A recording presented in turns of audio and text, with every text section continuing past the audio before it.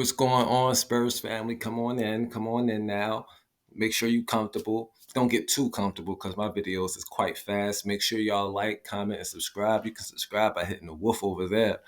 Bottom right corner, I believe. If not, I'm gonna look silly on here. But anyway, I want to talk about Victor. I want to talk about Trey Jones. So, like I said, I make my videos nice and short. Now I'm gonna start talking about Trey Jones first. There's an article. I don't know if it's Air Alamo or if it's Project Spurs, but after the video, I'm gonna go make sure which one, and then leave the article in the comment section or description, whatever. So anyway, let's first talk about Trey Jones. Now, this article was asking a question: do we try to keep Trey Jones? That is the most craziest question you can ever ask. You can ever ask. Do, did they watch all season? When Trey Jones was out, who was our primary ball handler? I don't know about y'all, but I was uncomfortable. I was uncomfortable every time Trey Jones will exit the game. Who was our primary ball handler? Y'all say Blake Wesley. Well, yeah, Blake Wesley was gone half the season.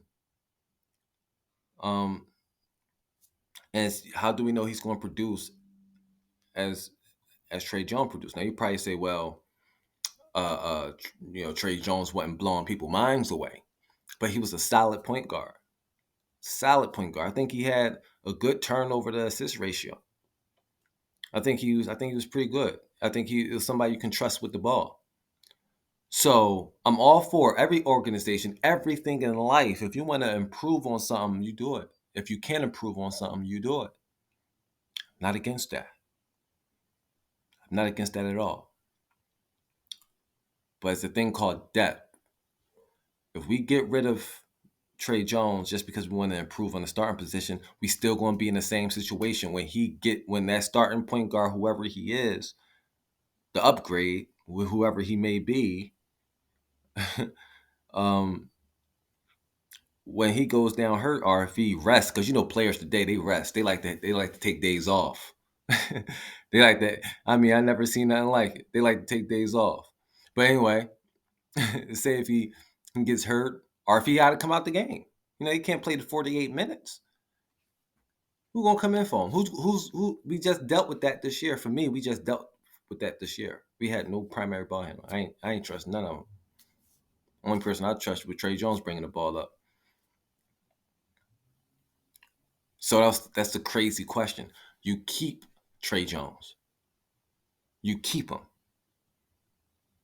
You can still develop Blake Wesley. Blake Wesley is 20 years old. Injuries might happen, and then Blake Wesley can get his turn.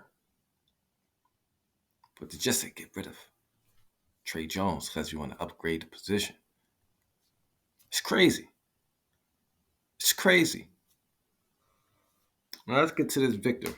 Oh, my ear ring came out. Whatever. My nose ring came out. Let's talk about Victor. Now, you have two extremes. You got the media. Oh, he's the best thing since. He's the best thing since. He's the best prospect in NBA history. I was about to say since sliced bread, but yeah, he's the best prospect in NBA history. And then you have naysayers who says, "Oh, man, he's a bum. He ain't really that good." You got to find the middle. And as Spurs fans, our middle should be not to expect him to be the greatest prospect in NBA history.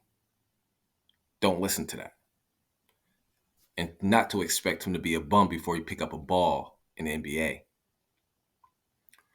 Now, my problems with Victor is he's weak. If you go to that if you go to any of his games, really, but if you go to his final game in the finals over there, you'll see him in situations where he's trying to screen somebody and they just have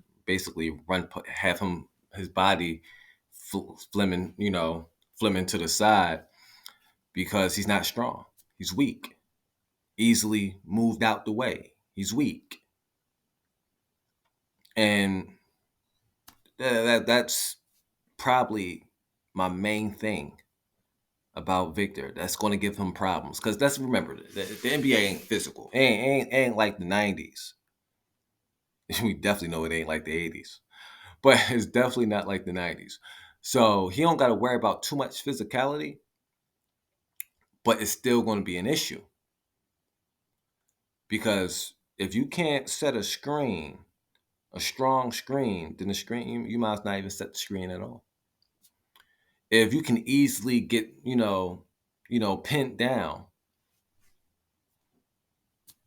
there's going to be a lot of problems.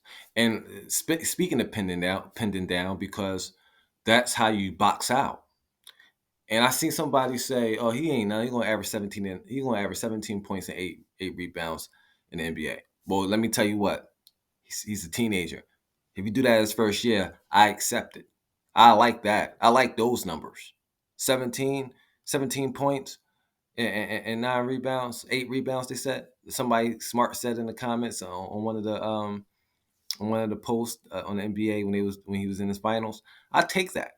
17 and 8. I take for a first year because remember, this is what we have to remember. It's what you project it to be. It's not what we going to get now. It's like, what are you going to be 5, 10 years from now? So as a teenager, new to the NBA game, 17 and 9 first year is solid. Because remember, we got to share the ball now. We got Devin Vassell, 20-point scorer. We got Keldon Johnson, 20-point scorer. If you're giving us 17 and 8 first year, I take it. That's what we got to remember now. We got to relax. We can't go with the media, and we can't go with naysayers. And so, because the naysayers, if you have a bad game, they're going, "Oh yeah, see, I told y'all he's a scrub." Victor have a bad game. We in San Antonio. The media ain't gonna care about that. He ain't gonna get too much press. He might get a lot of, you know, bad press though. He might get bad press, but it's not going to be all in your face. So let me recant that. He's going to get bad press from the media, but it's not going to be in your face every day. I mean, I don't remember the last time ESPN talked about the Spurs. I don't remember the last time Fox Sports talked about the Spurs on a national coverage. So we ain't worried about that. So Spurs fans, we can't hop on their trains. We got to say, yo, you be all right. It's your first year bad game. Go back to the drawing board. We got to be more supportive. We got to make sure he don't lose confidence. You got to make sure he don't, just give up and say, just half do things. We don't know how he is mentally. And basketball is 90% mental. So we want to support him his first year. Get behind him his first year. Bad game, all right, go ahead, dust it off. But let me circle back to what I was talking about the rebound, and I almost forgot. He's 7'4". Height does not mean rebounds. Height doesn't mean rebounds. One of the greatest rebounders in history, Dennis Rodman, wasn't 7 foot. Charles Barkley was a great rebounder. Some say he's 6'6", but a lot of people say, man, I think Charles Barkley was 6'4". I'm saying this to say, I can go on a lot of rebounders, great all-time great rebounders who was under 7 foot. My thing is this: being tall helps in a lot of positions, but when it comes to rebounding or anything in the sport of basketball, the lower man wins. To have the lower center, whoever got the lower center of gravity wins. Definitely if you're strong and you're hungry for it. You rebounding, you get low. When you box out, you get low. You don't get tall, you get low. And you move. So if you're 7'8", meaning 7'4", he's not going to have the lower center of gravity against anybody. He's going to lose that battle against anybody. So when somebody's lower than you and you're 7'4", most likely they're gonna be around your legs. It's easy to move if somebody's slamming against your legs, no matter like who you are.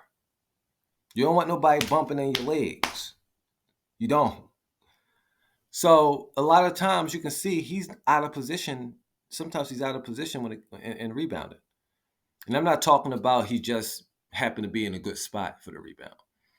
I'm talking about when he's battling for the rebound with somebody. He's down there and he's battling for the rebound. You can see that they give him a hard time. And the reason why they give him a hard time, because usually he doesn't have the lower center of gravity. The lower man wins. You rebound by you getting low, you box out, keep him there, and you jump up for the rebound. And usually if somebody come over top of you, it's usually it should be a foul. It's over the bat. So that's my issue with him is strength. Strength. He needs more strength. But no matter how much strength he gets, he's gonna have difficult time getting in good positioning for rebounding, being that big. He have to, make sure he's in the right spot. And I tell you this, wait till he comes. You're gonna see what I'm talking about. If you haven't watched me, you're gonna see what I'm talking about. You're gonna see. So my thing is, don't get frustrated with him. Just hope that the development happens. Hope that he does get stronger. I hope that he does read the game well to get in a good position for these rebounds.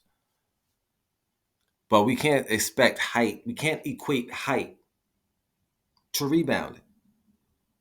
We can't equate height to rebounding. We can't. We just can't. Forget about it.